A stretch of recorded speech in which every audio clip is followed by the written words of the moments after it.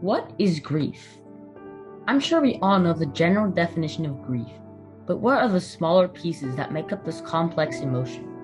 Grief is a strong, sometimes overwhelming emotion for people, regardless of whether their sadness stems from the loss of a loved one, the reliving of a trauma, or a piece of devastating news. It is a natural response to loss. Some people experience grief for a significant time period after a loss, which is called prolonged or complicated grief. There are 5 stages of grief, the first being denial, where a person has not accepted the reality of the loss. The second stage of grief is anger.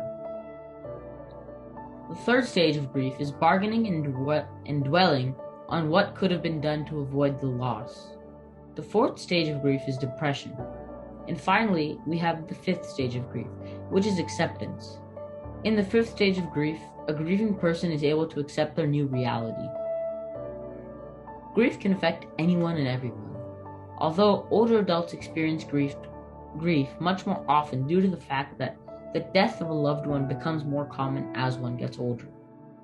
When in grief, it is helpful to let yourself feel sad, angry, upset, or really whatever you are feeling in the moment, because suppressing your emotions and feelings will make the healing process harder. It is also helpful to try to focus on other tasks to stay mentally busy. Leaving too much time for your mind to dwell on things can make the healing process much longer, especially when you are in stage 3, where you bargain and dwell on what could have been done to avoid the loss. People in the grieving process can experience emotional symptoms and physical symptoms. Some emotional symptoms that you can experience when in the grieving process are numbness, detachment, and inability to show or experience joy. Some physical symptoms that you may experience in the grieving process are fatigue, headaches, and chest pain.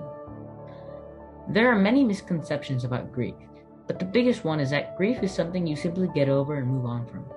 Rather, it is a transformation process to adjust to life with the loss. Additionally, grief never quite vacates as a whole. Rather, it ebbs and flows over time, constantly changing in intensity. Another misconception about grief is that there is a correct way to grieve. There isn't. What worked for you may not work for others, and vice versa. There is no perfect way for anyone to grieve. And if someone you know is grieving, you can help by sharing the sorrow, offering practical and/or emotional help as needed, being patient, and encouraging professional help if necessary. When supporting children in grief, it is especially important to not get angry and frustrated with them and to be a role model for them. Another very important thing to remember when helping children deal with grief is to never offer false comfort. Tell children the truth about grief, and instead lend a listening and encouraging ear. A person who is grieving can also receive medical treatment in the form of psychotherapy or medication. In conclusion, grief and grief disorders are complex and affect many people. The loss of anything major in your life can trigger grief, so be sure to support anyone who has suffered a major loss and to take care of yourself if you are in the process of grieving.